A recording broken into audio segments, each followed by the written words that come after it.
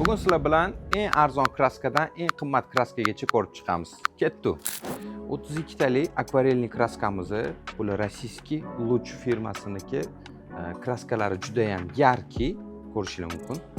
Keyingi kraskamiz bu уже guash, 24 talik rang, bu ham Luch firmasida.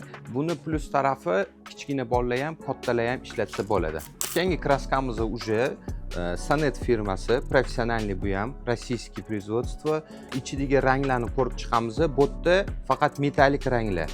Keyingi kraskamiz уже akriloviy kraskalarimiz. Bu yerda katta tyubikda. Bu hammasi emas, bizda ingichka tyubiklarini ham topishingiz mumkin.